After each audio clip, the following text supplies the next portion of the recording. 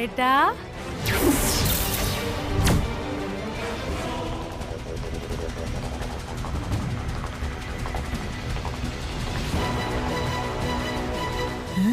ഏട്ടന്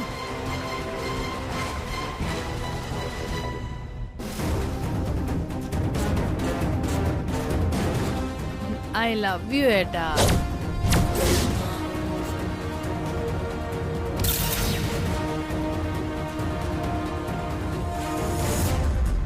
ഞാൻ എത്ര നാളായിട്ട് കാത്തിരിക്കുകയാണെന്ന് അറിയോ?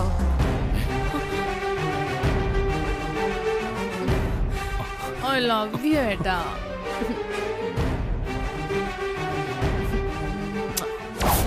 കല്യാണി കല്യാണി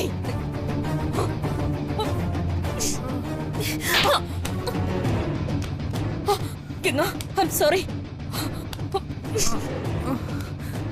അമ്മ വേണ്ട. എന്താ നടന്നേന്നറിഞ്ഞാ അമ്മ ഇങ്ങനെ പെരുമാറില്ല.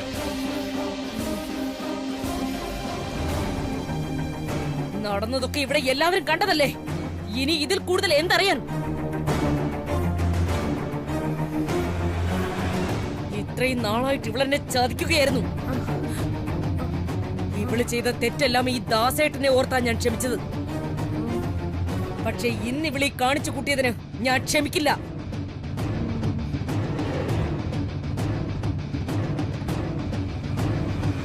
കല്യാണി അറിഞ്ഞുകൊണ്ട് ഒരു തെറ്റും ചെയ്തിട്ടില്ലമ്മേ. ഇപ്പൊ ഇവിടെ നടന്ന കാര്യങ്ങൾക്കെല്ലാം കാരണക്കാരി ഇളയമ്മയാ.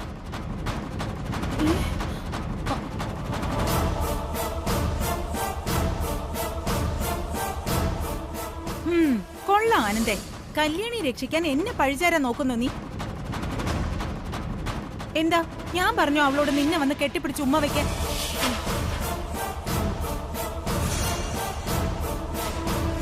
ഒരു മിനിറ്റ് അമ്മേ, ഞാനൊരു വീഡിയോ കാണിക്കാം. അത് കാണുമ്പോ അമ്മയ്ക്ക് മനസ്സിലാവും കല്യാണിയുടെ ഭാഗത്തു നിന്നും ഇങ്ങനൊരു സംഭവം ഉണ്ടാവാൻ എന്താ കാരണമെന്നും അതിന്റെ യഥാർത്ഥ കാരണക്കാരി ആരാണെന്നും. എന്ത് വീഡിയോ?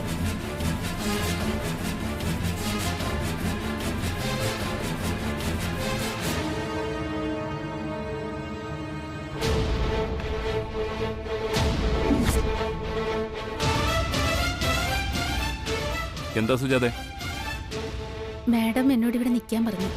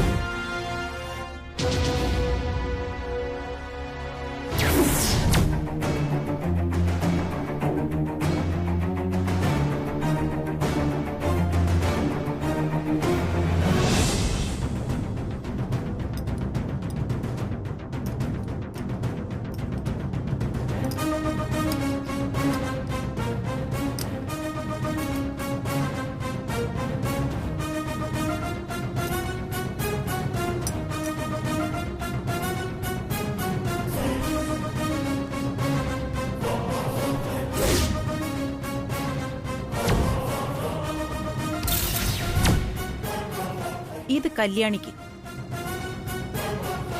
ഇതകത്ത് ചെല്ലുമ്പോ പിന്നെ ഡാൻസ് അല്ല അവള് കളിക്കാൻ പോകുന്നത്, കൂത്ത്. അറിയാലോ, കളറ് മാറരുത്. Black കല്യാണിക്ക്, red ഗംഗയ്ക്ക്.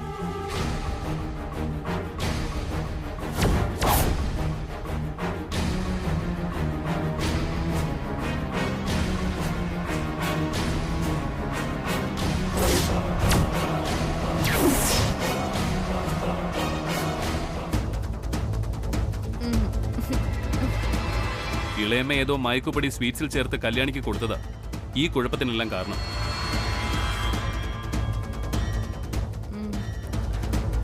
ആ മയക്കുമരുന്ന് ഉള്ളിൽ ചെന്നതും ഒരേപോലെ ഡ്രസ്സ് ധരിച്ചിരുന്ന എന്നെയും നീരജിനെയും കല്യാണിക്ക് തിരിച്ചറിയാനായില്ല. അതാ നീരജാണെന്ന് കരുതി കല്യാണി എന്നോട് അങ്ങനെ പെരുമാറിയത്.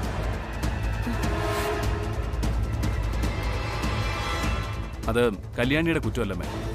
ഇതിനെല്ലാം യഥാർത്ഥ കാരണക്കാരി ഇളയമ്മ. ഇളയമ്മ കാണിച്ച ചതിയിൽ പെട്ടുപോയതാ അവള്.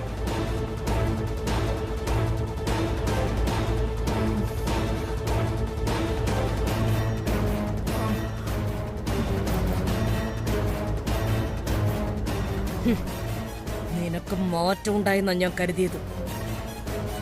ഇപ്പൊ മനസ്സിലായി നീ ഒരിക്കലും മാറാത്ത നശിച്ച ജന്മമാണെന്ന്.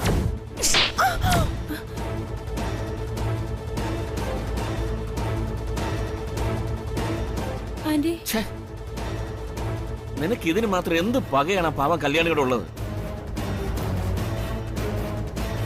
സത്യം പറയല്ലോ വിലാസിനി, ഇങ്ങനെയുള്ള മനസ്സുമായി നടക്കുന്നത് നിന്നെ കണി കണ്ടാൽ തന്നെ ആ ദിവസം പോക്കാം. എന്റെ അനിയന് പറ്റിയ ഒരു അബദ്ധം. പറ, എന്തിനാ നീ ഇങ്ങനെ ചെയ്തത്? പറയാൻ.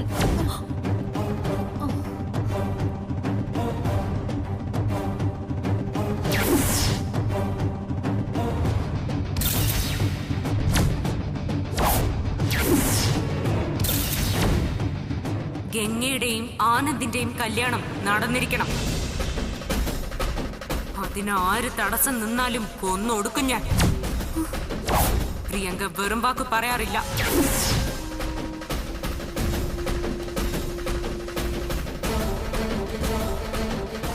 കല്യാണിയെ എന്നേക്കുമായി ഈ തൃച്ചംബരത്ത് നിന്ന് ഓടിക്കാനാ ഞാൻ അങ്ങനെ ചെയ്തത്.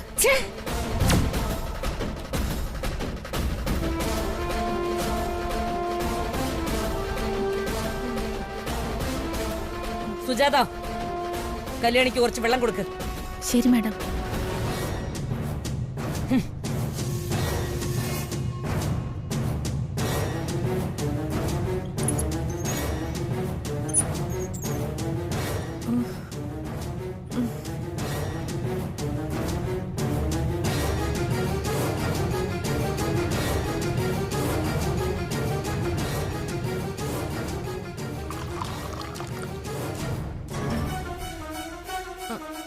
കുറച്ച് വെള്ളം കുടിക്കേ.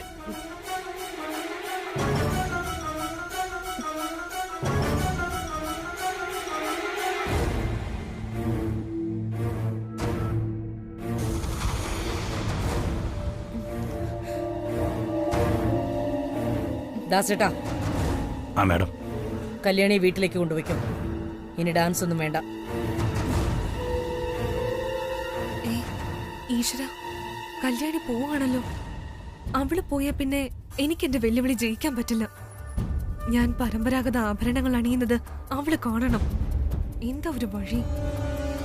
കല്യാണി നിൽക്ക് കല്യാണി. ഗംഗ,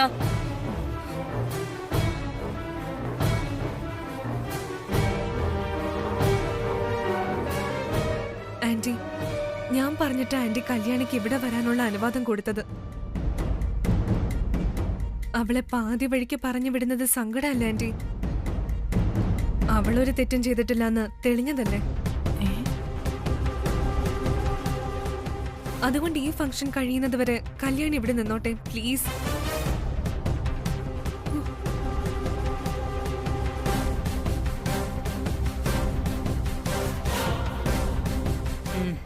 ശരി, നിന്റെ ആഗ്രഹം പോലെ കല്യാണി ഇവിടെ നിൽക്കട്ടെ.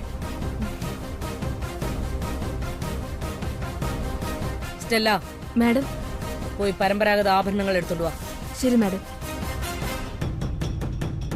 ജയന്തി, ആന്റി. നീയും കൂടി സഹായിക്കും. ശരി ആന്റി.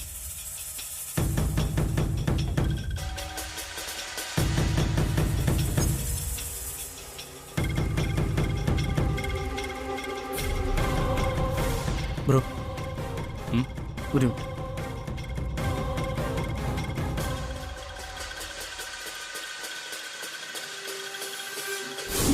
ഇനി നടക്കുന്ന ഫംഗ്ഷനിൽ വെച്ച് നിനക്ക് ബോധ്യപ്പെടും ആരാണ് തൃച്ചംബരത്തെ മൂത്ത മരുമകളെന്ന്. തൃച്ചംബരത്തെ പരമ്പരാഗത ആഭരണങ്ങൾ ആന്റി എന്നെ അണിയിക്കുന്നത് നീ കൺകുളിർക്കെ കണ്ടു.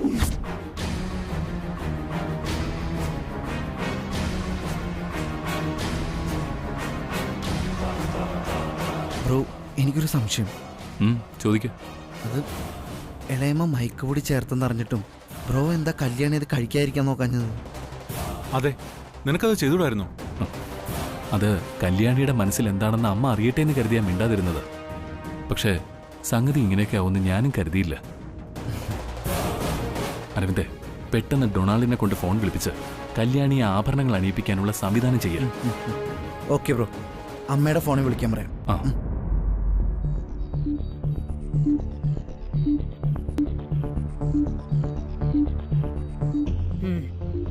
അണീക്ക്.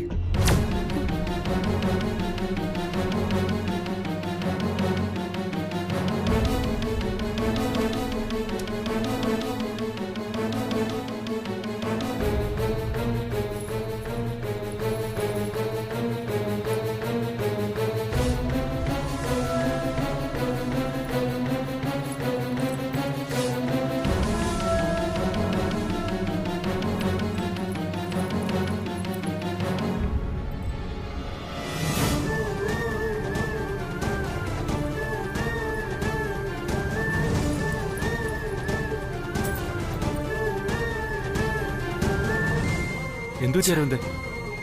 ഫോൺ സ്വിച്ച് ഓഫ് ആണെന്നാ പറയുന്നത് സുബണ്ണു. എന്തു പറ്റി?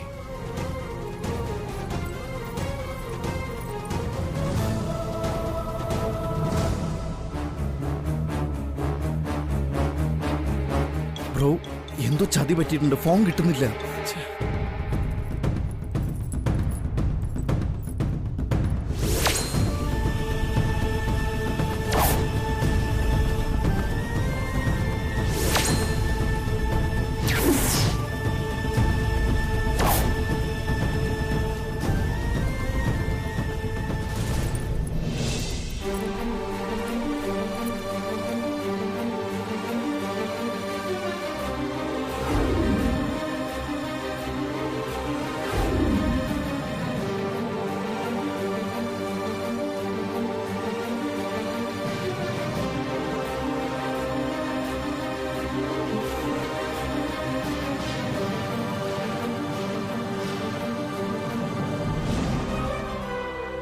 തലമുറകളായി തൃച്ചംബരത്തെ മൂത്ത മരുമകൾ അണിഞ്ഞു വരുന്ന പരമ്പരാഗത ആഭരണങ്ങളായത്.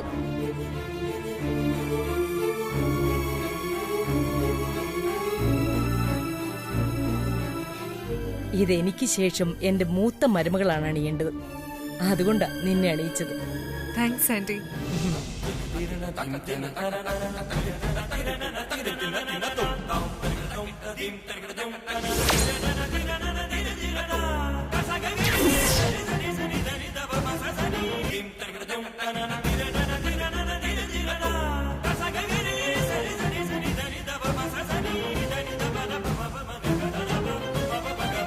ആന്റി, ഒരു മിനിറ്റ്.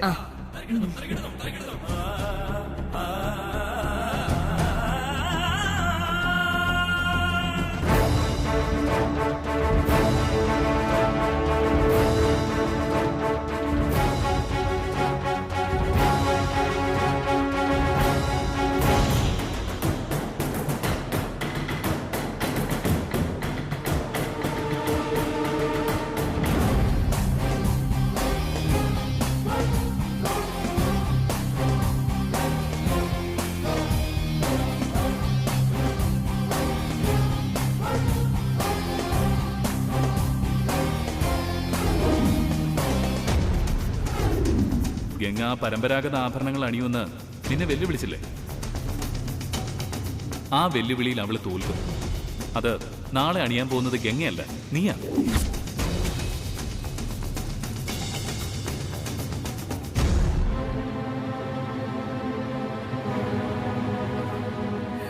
കല്യാണി,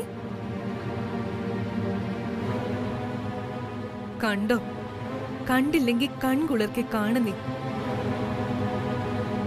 ഈ ദേഹത്ത് കിടക്കുന്നത് വെറും തങ്ക ആഭരണങ്ങളല്ല, തൃച്ചംബരത്തെ മൂത്ത മരുമകൾ എന്ന അടയാളപ്പെടുത്തല. ഇപ്പൊ നിന്റെ മുന്നിൽ നിൽക്കുന്നത് വെല്ലുവിളി ജയിച്ച ഗംഗയാ.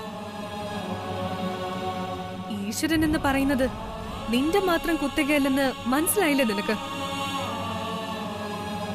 എത്ര വേണമെങ്കിലും സ്വപ്നം കണ്ടോ, പക്ഷെ ഉണർന്നെഴുന്നേക്കുമ്പോ അത് വെറും സ്വപ്നങ്ങളായിരുന്നു എന്ന് തിരിച്ചറിയണം. അല്ലെങ്കിൽ ഒരു ജന്മം വെറുതെ പാഴായി പോവും. മനസ്സിലായില്ലേ? അവനവന്റെ നില മറന്ന് ആഗ്രഹിക്കരുതെന്ന്. ഇതുകൊണ്ട് നിർത്തിക്കോ. അല്ലാതെ ഇനിയും എന്നെ വെല്ലുവിളിക്കാൻ ഇറങ്ങി തിരിച്ചാ ഇപ്പൊ നിന്റെ കണ്ണുകളിൽ നിന്ന് വരുന്ന കണ്ണീരിന് പകരം രക്തം പൊടിയും. ഓർമ്മ വെച്ചോ നീ.